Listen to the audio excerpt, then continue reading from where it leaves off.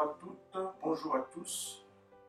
Merci de nous retrouver en ce jour de dimanche où vous savez que c'est le jour où nous sommes là pour adorer et louer notre Dieu. Et je bénis le Seigneur pour tous ceux qui sont là. Et de partout où vous êtes, nous vous remercions et nous prions aussi que Dieu puisse être avec vous. Je bénis le Seigneur pour cet instant parce qu'il nous a donné souffle de vie. Je bénis le Seigneur parce que nous connaissons ce qui se passe et nous disons merci, merci, merci. Voilà, je voudrais juste vous inviter à prendre vos Bibles et nous allons lire dans le livre de Marc, chapitre 12, verset 27. Je vais lire au nom de Jésus. Dieu n'est pas Dieu des morts, mais des vivants. Vous êtes grandement dans l'erreur. Merci Seigneur pour ce moment. Je voudrais te remettre cette prédication. Saint-Esprit, toi qui es l'Esprit de Christ, j'invite toute ta présence, que tu sois là, autour, afin que vraiment chacun puisse comprendre et saisir ces messages. Que ta présence soit là et nous édifie au nom de Jésus. Laisse que la paix qui est ta paix et ta grâce nous soit au nom de Jésus. Amen. Voilà, le thème de mon message de ce matin, c'est que Dieu n'est pas un Dieu de mort, mais un Dieu de vivant. Si nous revenons dans la lecture de Jean, chapitre 1, verset 1, il dit « Au commencement était la parole, et la parole était avec Dieu, et la parole était Dieu. Elle était au commencement avec Dieu. Toutes choses ont été faites par elle, et rien de ce qui a été fait n'a été fait sans elle. » Dans 2 Timothée, chapitre 3, verset 16, nous dit « Toute écriture est inspirée de Dieu et utile pour enseigner, pour convaincre, pour corriger, pour instruire dans la justice. » Dans l'autre version qui est Parole de vie, nous dit « Tous les livres saints ont été écrits avec l'aide de Dieu. Ils sont utiles pour enseigner la vérité, pour persuader, pour corriger les erreurs, pour former à une vie juste. » Bien-aimés, je voudrais, avant de développer ces messages, je voudrais avoir une pensée, dire ce qui nous arrive. Autour de ce que nous vivons actuellement, nous savons tous que le monde entier est pris, ce qu'on appelle une pandémie. C'est que le monde entier, sans exception, est pris ou est atteint par ces coronavirus. Bien-aimés, je pense même que la peur s'empare à tous. Vous voyez comment les autorités de chaque pays se donnent tout le mal, je dirais le mal même. Il y a ces autorités qui ne dorment pas, tout simplement pour chercher la solution. Comment enrayer cette épidémie? Alors, bien aimé, qu'est-ce qui peut se passer si toutes ces mesures qui ont été prises n'ont pas donné des résultats escomptés?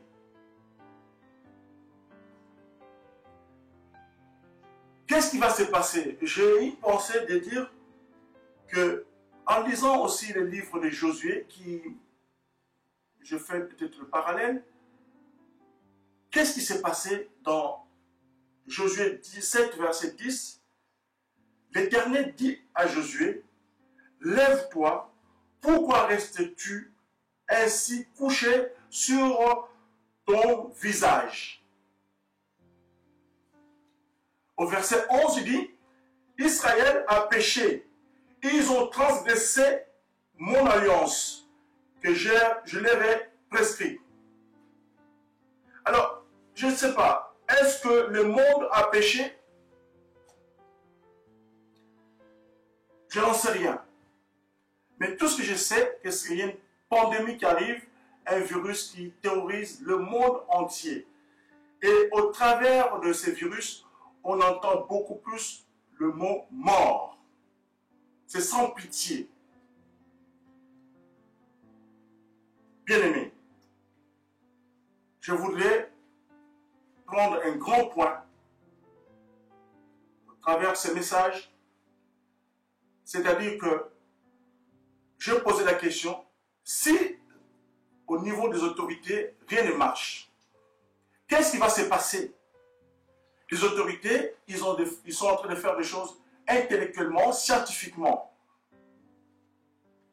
Mais je voudrais rappeler que, au-delà de ce que les autorités sont en train de faire, il y a quelque chose qu'il faut savoir. Même vous qui me suivez, vous ne connaissez pas encore Jésus. C'est le moment de savoir qui est Jésus. Il faut connaître Jésus. Parce qu'il y a des moments où on pense que tout peut être résolu intelligemment, mais parfois l'intelligence n'a plus son effet ou son efficacité. Même dans la médecine, parfois, on dit toujours que là où l'intelligence de l'homme s'arrête, c'est Dieu qui prend la relève. Et là maintenant, il n'est même pas question que nous, en tant que chrétiens, nous puissions prendre la relève. Non, puisque nous sommes dans le Seigneur. Nous sommes avec lui. Il est en nous. Maintenant, qu'allons-nous faire? Est-ce que nous serons en complément avec le scientifique? Ou alors, nous savons ce que nous sommes? Est-ce que nous devons nous mettre à la brèche pour implorer la miséricorde de notre Dieu? Et c'est vrai, pourquoi on dit, il faut connaître, pourquoi je suis en train de vous dire, connaître Jésus. J'aime bien ces passages dans le psaume 23 qui dit, l'Éternel est mon berger, je ne manquerai de rien. Alléluia. Ces psaumes, j'aime beaucoup. L'Éternel est mon berger, je ne manquerai de rien. Et comment aller, comment connaître, comment vivre? C'est celui qui dit que il est mon berger, je ne manquerai de rien. Si nous lisons dans le livre de Jean, chapitre 10, verset 3 à 4, la Bible nous dit, les portiers lui ouvrent et les brebis entendent sa voix. Il appelle par leur nom les brebis qui lui appartiennent et il les conduit dehors. Lorsqu'il a fait sortir toutes ses propres brebis, il marche devant elles et les brebis les suivent parce qu'elles connaissent sa voix. Bien-aimés, les temps sont difficiles. Cherchons la face de Dieu. Cherchez à avoir un berger autour de toi. Et cherchez à être le brebis, ou la brebis, je veux dire. Mes brebis connaissent ma voix, mes brebis entendent ma voix, et c'est-à-dire que c'est à nous de nous habituer à entendre la voix du Saint-Esprit. Pourquoi? Parce que quand on parle du Saint-Esprit, on sait que le Saint-Esprit est dans la parole. Et la parole est dans le Saint-Esprit.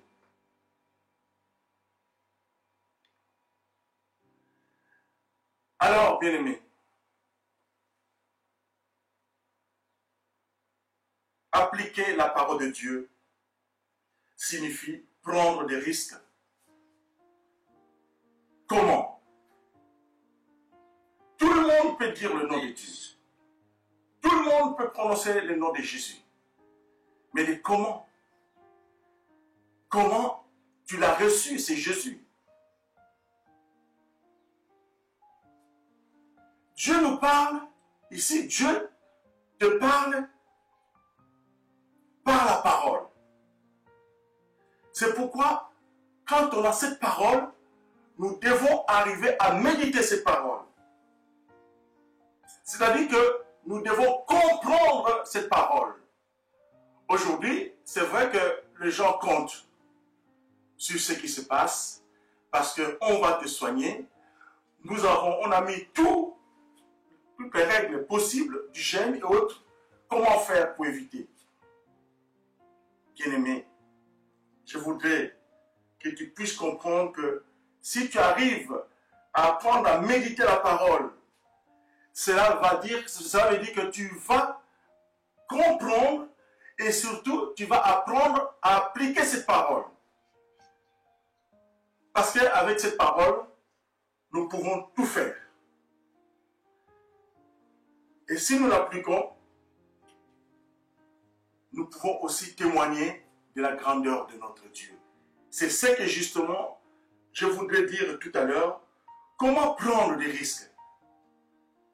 Parce que nous devons appliquer ces paroles. Mais comment? Je voudrais, là où, toi qui es ma soeur, qui es mon frère, dans le Seigneur, tu dois savoir que il faut prendre, là, en ce moment où cet événement nous tient à cœur, la peur s'empare, le doute, même les familles, ne se rapprochent plus. Pourquoi? Parce qu'au milieu, il y aura la contamination. Et au-delà, les risques sont soit la mort.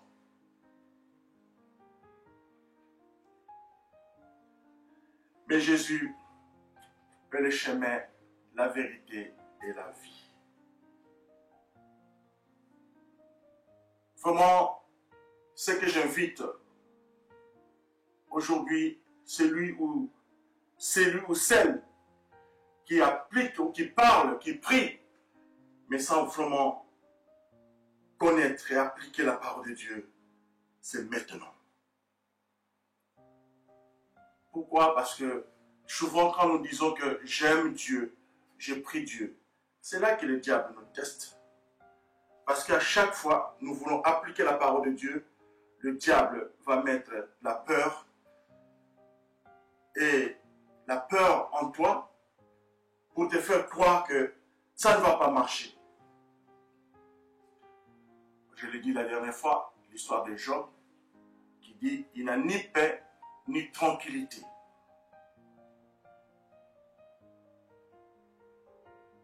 Alors, toi qui as le Seigneur, toi qui vis le Seigneur, pourquoi la peur et le doute doivent s'emparer en toi?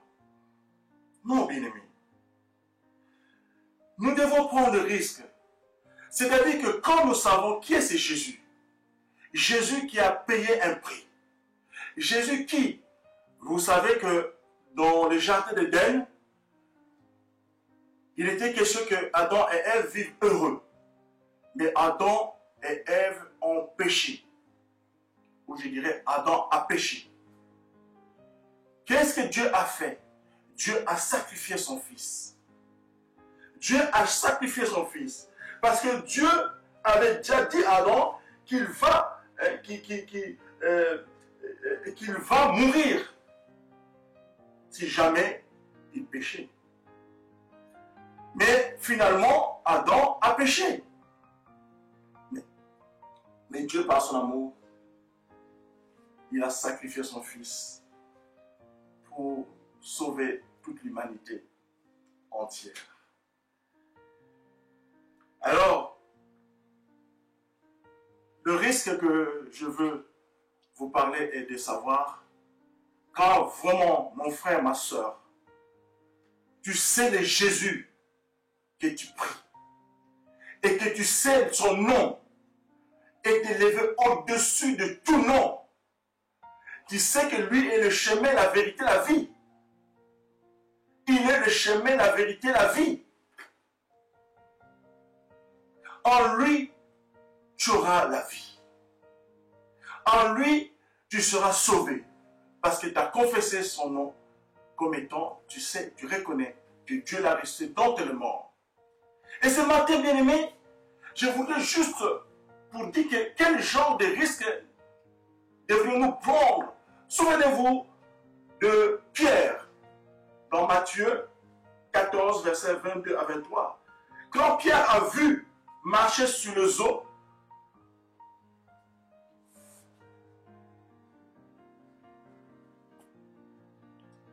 disons Jésus, à un moment donné,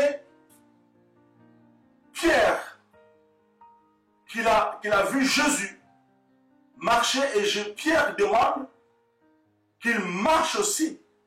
Et Jésus dit, oui, marche. Bien aimé, il s'adresse à qui? Voilà les risques. C'est pourquoi je dis que appliquer la parole de Dieu, c'est prendre aussi, signifie prendre le risque. Il y a des moments où tu es en train de dire, je dis le nom de Jésus. Mais il y a des moments où tu dis, est-ce que si je dis seulement Jésus, je dois maintenir ma position, est-ce que je dois maintenir ma foi? Et là, maintenant, Pierre, qui dit à Jésus, voilà bien que Pierre dit, Maître, ordonne. Parce que c'était facile. Il s'agit de la parole, bien-aimé. Au commencement était la parole. Et la parole, c'est Jésus, bien-aimé. Et Jésus, maintenant, en train de dire à Pierre, viens. Mais Pierre, je dirais aussi qu'il était intelligent. Parce qu'il a voulu que la parole, que la voix de Dieu prononce, viens. Je me souviens, j'ai lu une histoire en Corée du Sud. Un groupe, parce qu'il y avait un grand séminaire, un groupe de Coréens qui étaient pleins de foi, qui sont arrivés pour aller où se trouvait ce séminaire. Malheureusement, il y avait une grande pluie et le pot était inondé. Et ils se sont dit, écoutez, on va faire comme Pierre, nous allons tous marcher. Bien aimé, comment mettre en symbiose une foi ensemble, je veux dire. Tous se sont dit, oui, on va faire. Et ils ont essayé de marcher sur les eaux comme Pierre, mais malheureusement tous ont coulé. C'était, qu'est-ce qu'il faut dire de partout? Quel est ce Dieu? Ils ont prié ce Dieu. Voilà, ils sont morts. Bien aimé, il s'agit de la parole de Dieu. Il faut que tu entendes la parole de Dieu. Que la parole de Dieu te dise, oui, il est écrit. Quand tu vois que la Bible te dit, il est écrit, rappelle à Dieu qu'il s'agit de Dieu qui te parle. Parce que la parole de Dieu, la Bible ne contient pas la Bible, et ne contient pas la parole de Dieu, mais la Bible, c'est Dieu qui parle. Amen. Voilà. Et Pierre a dit, ordonne. Sinon, comme tous les autres disciples, il aurait pu aussi marcher parce que c'est son maître. Mais Pierre a dit d'abord que ordonne. Et selon la question que Pierre a posée, si c'est toi, fais que je marche. Parce que Pierre a vu l'ombre de Jésus. Et maintenant il dit, maître, si c'est toi, Rabbi, ordonne. Fais que je marche. Jésus était obligé de dire oui. Et aujourd'hui, maintenant, dans toutes les situations, dans toutes les circonstances, le coronavirus est là. Maintenant, on s'est dit, est-ce que je crois simplement à la parole de Dieu ou je crois que si la maladie arrive, c'est le médicament sur lequel je dois m'appuyer. Et là, Pierre, il dit, si c'est toi, ordonne. Si c'est toi, Jésus ne peut pas dire non. Et quand Pierre est sorti, il commençait à marcher sur les eaux. Pierre a dit, en marchant sur les eaux, quel moment important. C'était aussi la peur. Et c'est vrai, marcher sur les eaux, ce n'est pas comme nous pouvons dire marcher. C'est vrai que tu marches sur les eaux. Qu'est-ce qui est arrivé? Pierre a détourné les yeux de Jésus. Et la Bible dit qu'il a commencé à enfoncer. Et quand il a commencé à s'enfoncer, Jésus l'a secouru. Pourquoi? Pourquoi Jésus a-t-il secouru Pierre? Parce qu'il est sorti à cause de qui? À cause de qui il est sorti pour marcher sur l'eau? C'est à cause de Jésus-Christ. Amen. Jésus était obligé de dire oui. À cause de lui. Tout ce que tu vas faire à cause de la parole est obligée de te secourir. Ce que tu vas dire, la parole est obligée de te secourir, mon frère, ma soeur. La parole. Au commencement était la parole. Il n'y avait pas autre chose. Il n'y avait pas des amulettes, il y avait je ne sais pas quoi. Où il n'y avait pas autre chose que la parole. Maintenant, tu es secouru par la parole. Donc, il faut savoir que Dieu est fidèle. Et sa parole aussi est toujours fidèle. Fidèle. Sa parole est fidèle. Amen. Alors, tellement Dieu est fidèle, je voudrais, en ce moment, rappeler aux gens pourquoi on parle de la fidélité. Parce qu'il y a deux chemins à suivre. Un chemin qui mène vers la perdition. Un chemin qui mène vers la gloire de Dieu et la victoire, la réussite. Aujourd'hui, nous sommes en train de vivre des moments terribles. Nous ne savons pas qui a péché. Y a-t-il un péché pour que l'humanité tout entière, que le monde soit secoué par un virus? Je pense même qu'on pourrait nous attendre à l'avènement de Jésus. Mais qui anticipe? C'est le virus. Maintenant, bien aimé, rappelez cette peur qu'on a. Le virus n'a pas choisi. Ou quand tu es intellectuel, tu es président, ou je ne sais pas qui, directeur, ou parce que là tu serais épargné, parce que tu as tous les moyens possibles de te faire, de te protéger ou de te faire soigner. Mais là, le virus n'a pas choisi du tout. Le virus attaque tout le monde, toute couche sociale. C'est pourquoi, bien-aimé, le temps est venu. Rachetons le temps. Les jours sont mauvais. Aujourd'hui, je voudrais dire que le peuple entier, le peuple de France, dans le monde entier, doit savoir saisir la parole. Parce que quand on tombe, Pierre est tombé, Pierre s'enfonçait, mais le secours qui était au secours, c'était Jésus-Christ. Bien-aimé, ce que Dieu dit, tant que tu marches dans la parole va toujours te secourir. Dans le psaume 23, verset 4, il nous dit, quand je marche dans la vallée de l'ombre de la mort, je ne crains aucun mal. Mais qu'est-ce qui nous fait craindre maintenant, bien-aimés? C'est le virus. Alors, nous voyons tous l'ombre de la mort. Alors la Bible nous dit, je ne crains rien. Je ne crains aucun mal. Oh, bien-aimé, le virus n'a pas épargné aussi les serviteurs de Dieu. On va se poser la question, comment se fait-il que ceux qui sont serviteurs de Dieu puissent aussi mourir du virus? Où est leur Dieu? Quand je marche dans la vallée de l'ombre de la mort, je ne crains aucun mal. Car tu es avec moi. Ta houlette et ton bâton me rassurent. Ce n'est pas un risque, ça, bien-aimé. Pierre a pris le risque de marcher sur les eaux et ça a marché. Les Coréens ont pris le risque. Ça n'a pas marché. Qu'est-ce qui s'est passé? Posons-nous la question, bien-aimé. Et nous pouvons aussi voir plus loin, il y a ces centeniers aussi dans Luc, dans le livre de Luc 7, versets 6 à 7. Les centeniers, envoyèrent des amis pour dire à Jésus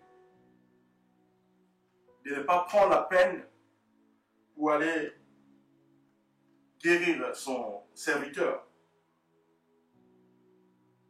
C'est aussi cela, pour cela que je ne me suis pas, les centeniers disent que je ne suis pas digne d'aller en personne vers toi. Mais dis simplement un mot. Oh bien-aimé, dis simplement un mot. Combien de fois tu dis le nom de Jésus et que les choses marchent? Combien de fois tu dis le nom de Jésus et que les choses ne marchent pas?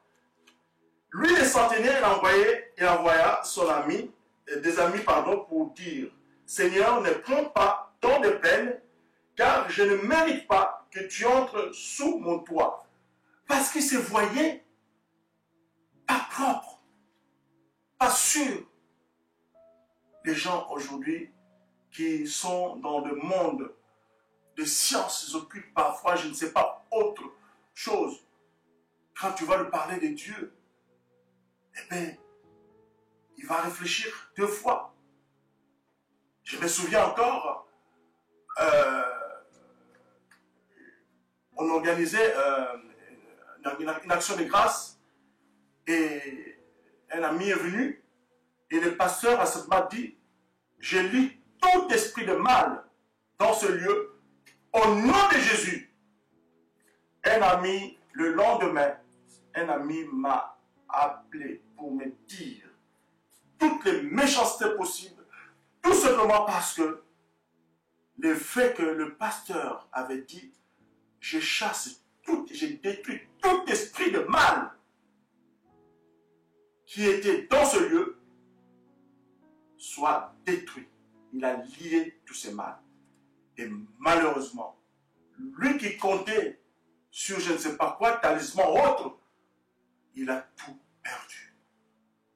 Le nom de Jésus a rendu inerte, détruit la puissance des œuvres des ténèbres. Voilà que le pasteur avait prononcé les mots, le véritable nom de Jésus, et qu'il y a eu des faits. Et là, les centeniers disent, je ne me sens pas digne. Dis seulement un mot et mon serviteur sera guéri. Ce n'est pas un risque, ça. Dis simplement un mot. Lui attend seulement que Jésus dise un mot. Bien-aimé, est-ce que vous me saisissez? Jésus, cet homme veut seulement que Jésus dise un mot. Ce n'est pas un risque, ça. Appliquer la parole de Dieu signifie prendre des risques. Quand tu sais le Jésus que je vais prononcer dans une situation bien définie, bien-aimé, c'est un risque que tu as pris. Mais par la foi, ce n'est plus un risque parce que tu vois les choses se réaliser parce que tu as mis ta foi. Je me souviens quand mon épouse, on a déclaré qu'elle allait mourir. Laissez votre adresse. Elle va mourir ce soir entre minuit et 5 heures du matin parce que le cœur, le poumon, les reins sont morts. Et bien aimé, j'ai pris les risques. Quand ils m'ont dit que ta femme, ton épouse va mourir entre 2 heures du matin et 5 heures. Bien déterminé le corps médical. Ils ont bien dit. Et j'ai pris le risque de dire, je refuse cette mort au nom de Jésus. Eh bien, bien-aimé, depuis 2000 jusqu'à aujourd'hui, ça fait combien? Ça fait maintenant 20 ans qu'elle vit. Alors que tout était dans la désespérance. Et maintenant, j'ai simplement rappelé au corps médical de ce qu'était Jésus, que j'ai prononcé moi. C'est à son nom que nous avons obtenu ce miracle. Elle est sortie du coma. Et voilà, aujourd'hui, elle vit. Nous aurons un grand témoignage dans peu de temps. Avec la parole de Dieu, tu peux changer ou transformer quelqu'un. Le nom de Dieu est « Je suis bien-aimé ». Donc tu es la lumière de Dieu, le sel de la terre. Tu le sais, mais tu ne crois pas à sa réalisation. Parce que tu ne veux pas prendre des risques. Il faut prendre des risques. Quand tu prononces ce nom, tu sais que je ne crains rien. Alléluia. Et quand tu prends le risque, tu sais que ce que je suis en train de dire est vrai. Par la foi, tu peux réaliser ce qui peut être impossible. Tout est possible à celui qui croit. Cette parole a changé ma vie, bien-aimé. Cette parole a changé ma vie. Tout est possible à celui qui croit. Nous devons, bien-aimés, chercher la paix du Seigneur. Jésus dit que je vous laisse la paix. Je vous donne ma paix. Je ne vous donne pas comme le monde donne. Que votre cœur ne se trouble point et ne s'alarme point. Jésus dit, c'est là parce qu'il y a la paix et la paix de Jésus. Il y a une paix qui est une paix normale. Il y a une paix qui est une paix de Jésus. Parce que quand tu te trouves dans le monde et que quand tout va bien, tout est normal, tu es en bonne santé, ton compte bancaire est bien, eh bien, tu n'as rien à craindre. Tout va bien.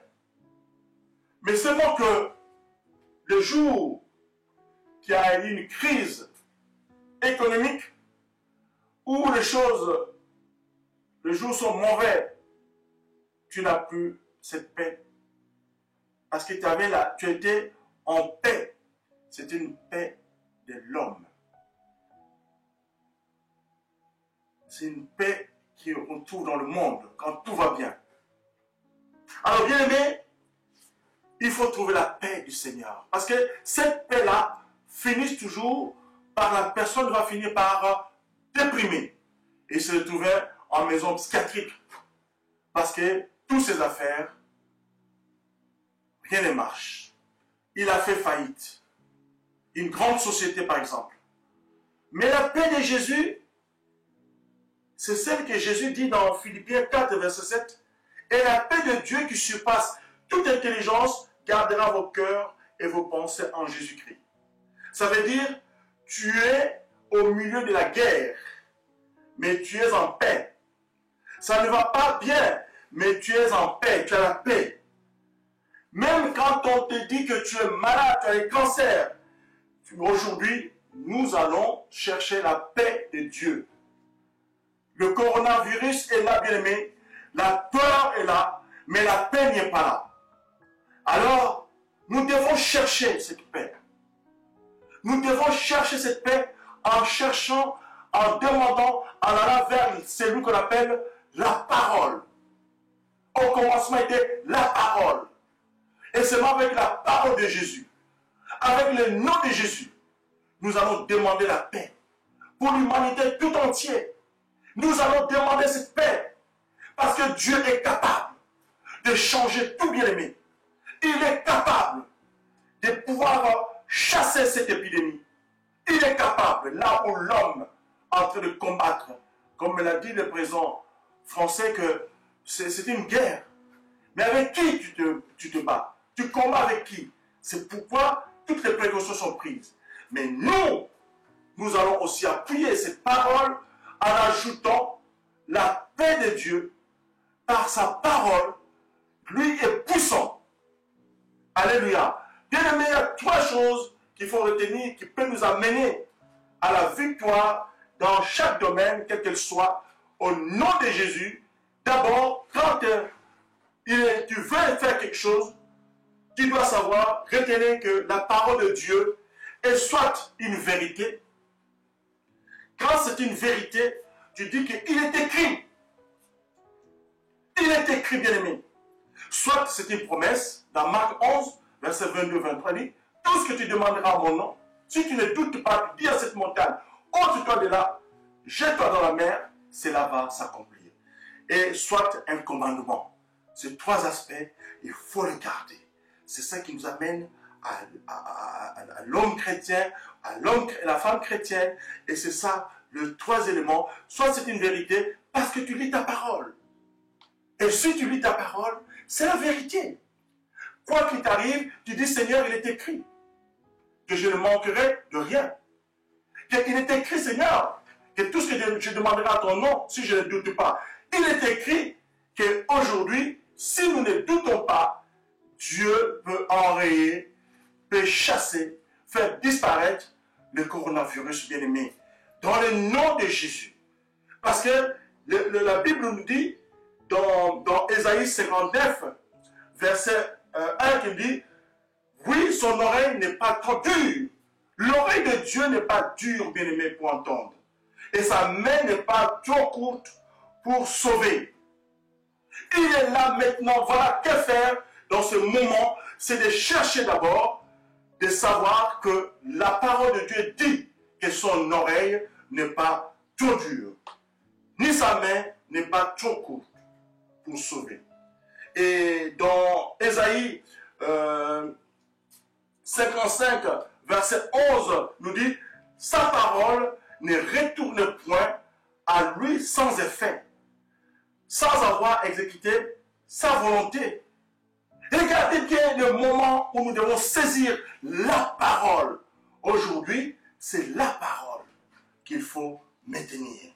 Parce que nous savons, que je le dis aujourd'hui, que le thème de ce message, vous savez bien, nous disons que, nous l'avons dit, que Dieu n'est pas, c'est un Dieu de mort, mais Dieu de vivant. Parce que là, sur ce texte, Jésus accusait les Sadducéens de commettre une grossière erreur en enseignant que la résurrection n'existait pas. Faux, Jésus est ressuscité. Il est en nous. Il habite avec nous. Nous l'hébergeons en nous.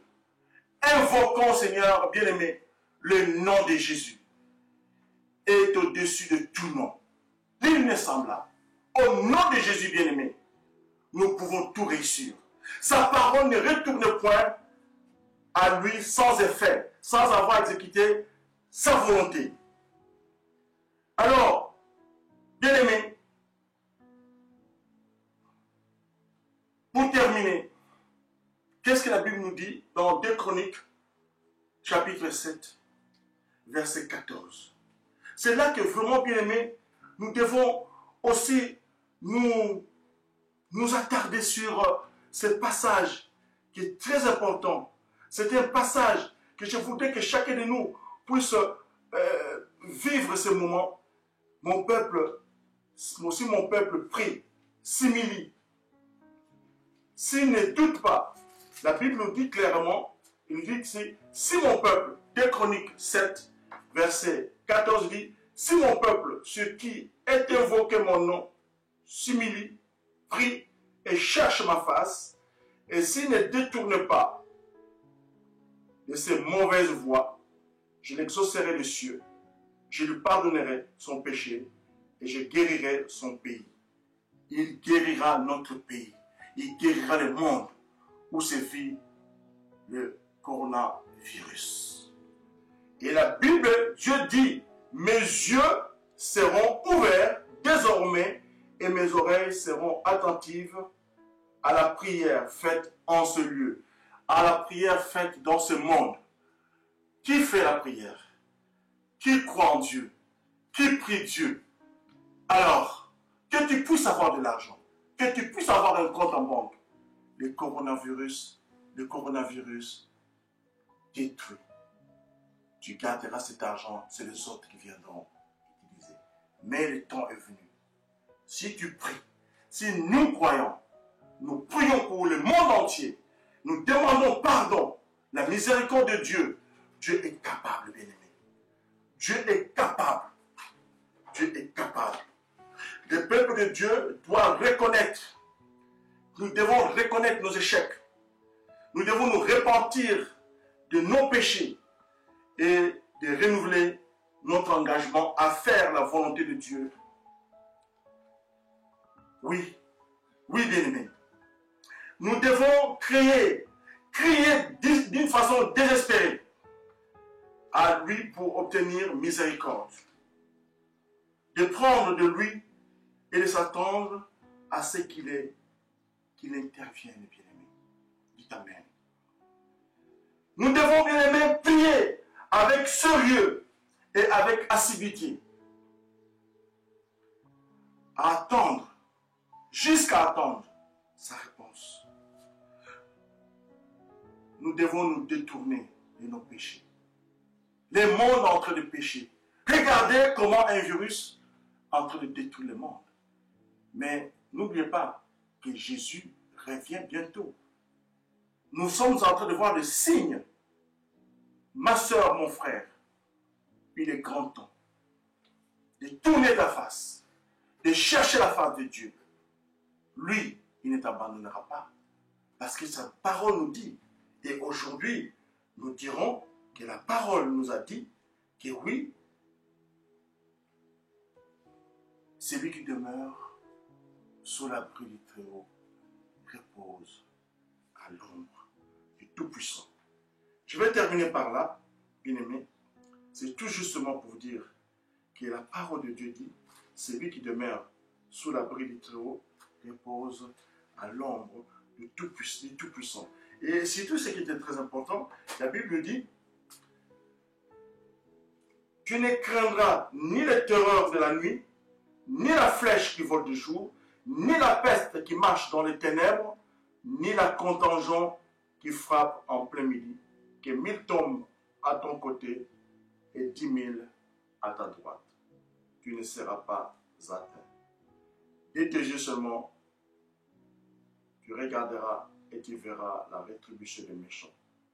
Parce que notre Dieu est notre refuge. Alléluia, bien-aimé. Voilà que Dieu, dans son intelligence, il nous couvre de ses plumes. Il nous couvre de ses plumes et nous nous retrouverons comme un refuge. Nous nous retrouverons en refuge sous ses ailes. Comme une poule, bien-aimée. Il prend ses petits, ses poussins, il les met. Maintenant, bien-aimé, c'est ce qu'il faut faire maintenant, là où tu es. Lève-toi. Invoque ce nom. Commence à dire. Commence à te repentir. Sors de ce mauvais chemin que tu as pris. Ce chemin t'amène dans un flou. Mais Jésus est le chemin, la vérité et la vie. Quiconque viendra à lui, sa parole est vie et esprit. Sa parole est vie et esprit, mon frère, ma soeur. Sa parole est vie et esprit. Ne dis pas les noms n'importe comment, mais il faut prendre le risque de savoir quelle puissance y a-t-il dans ce nom de Jésus, dans la parole de Dieu, dans sa parole, comme fut le cas de Pierre. Il a pris le risque. Comme la femme sunamite qui a pris le risque de savoir que son fils est mort, mais qui n'arrive pas à dire à son mari ce qu'elle a vu, que le fils est mort, mais elle a dit tout va bien. Parce que elle savait qu'il y a un homme de Dieu, un prophète, qui est capable de donner vie, souffle de vie à son fils. Dès qu'il a vu l'enfant mourir, il a laissé mort. Quel risque n'a-t-elle pas pris, bien-aimé? C'est ça, bien-aimé, c'est la parole. Ça te rassure. Ça te rassure. Où que tu sois, mon frère, ma soeur, le nom de Jésus est au-dessus de tout nom. Je ne cesse de le dire. Et chaque fois maintenant, peuple de Dieu, le miracle nous accompagneront.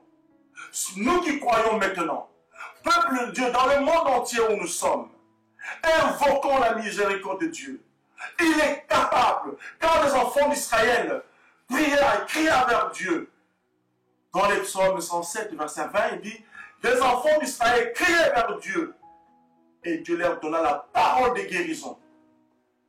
Dans quelle situation ils étaient, mais ils ont imploré le nom de Jésus. Et Dieu était avec eux. Il leur envoya la parole. La parole était là. C'est Jésus. Alléluia. Ils invoquèrent Dieu et Dieu leur envoya la parole. C'est qui la parole? C'est Jésus. Oh Dieu de gloire. Oh Dieu de paix. Où que tu sois, notre Dieu, où que cette maladie soit maintenant, ce virus qui est en train de prendre l'ampleur de tuer, il n'est pas le créateur des cieux et de la terre. C'est toi, Dieu, qui est le créateur des cieux et de la terre. Si cette maladie vient des hommes, au nom de Jésus, Seigneur, montre-toi Dieu, le créateur et des cieux. Tout ce qui puisse, tout ce qu'on peut entendre de nos jours, tout ce qu'on peut faire peur, c'est seulement que ce sont des créations. Amen. Ce sont des créatures. C'est toi le créateur. Alors, le virus ne peut pas dominer. Là où tu es, mon frère, ma soeur, enlève la peur. Essaye de te mettre sur la brèche, de prier Dieu, de louer Dieu, d'invoquer sa miséricorde. Au nom de Jésus, les enfants d'Israël crièrent vers Dieu et Dieu leur donna la parole de guérison. La parole de guérison. Et maintenant, nous disons que ce virus soit chassé au travers le monde, dans le nom puissant de Jésus, Seigneur. Moi, je crois, tu crois. Alors, ne laisse pas, ma soeur, mon frère, ainsi. Ne reste pas statique. Ne reste pas prier une fois. Prends le temps de prier sans cesse. La prière du juste a une grande efficacité. Voilà que je termine par là. Que notre Dieu puisse nous aider. Invoquons notre Dieu là où nous sommes. Les églises sont fermées, mais elles ne sont pas fermées. La preuve en est que voilà, on est là à diffuser toute sa parole. Parce que Dieu nous aime. Nous savons sur lui que si nous comptons sur lui, nous avons les résultats. Et nous appuyons tout le gouvernement du monde entier qui est en train de faire des efforts. Mais ça, c'est des efforts matériels. Mais nous faisons des efforts spirituels. Parce que c'est un virus qu'on ne connaît pas. C'est une guerre qu'on ne connaît pas l'adversaire. On sait qu'il s'appelle coronavirus. Mais nous avons celui qui est capable de détruire. C'est celui qui est capable de guérir toute maladie.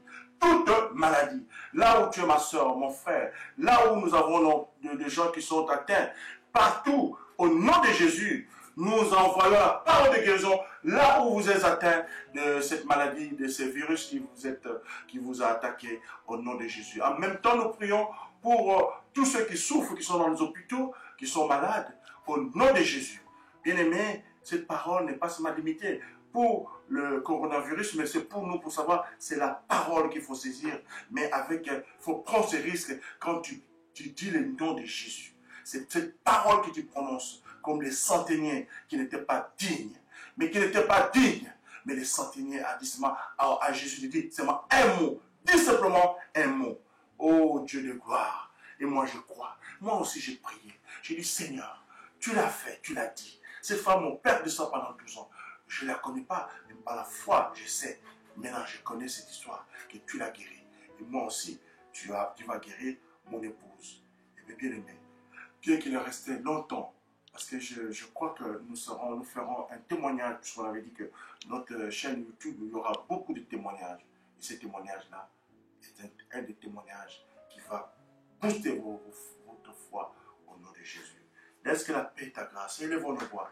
Oh Dieu de gloire, Dieu de paix, Dieu tout-puissant, Merci encore, Seigneur, là où il y a tes enfants qui ne savent pas. Si là où vous êtes, mon frère, ma soeur, vous n'avez jamais donné et vous n'avez jamais accepté Jésus comme étant votre Seigneur et Sauveur, c'est maintenant ou jamais. Le temps sont difficiles. Rachetez le temps. Les jours sont mauvais. Rachetez le temps. Les jours sont mauvais. Là où vous êtes, si vous n'avez pas encore confessé Jésus comme étant votre Seigneur et Sauveur, eh bien, dites-le que Jésus de Nazareth, moi, j'ai entendu de vous et maintenant je crois en vous. Je sais que le Saint-Esprit est en moi. Au moment même où je suis en train de dire que moi, je t'accepte, je confesse que Dieu vous a ressuscité d'entre les morts. Je le crois et merci Seigneur.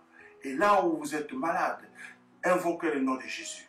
Les noms de Jésus. Invoquez la parole.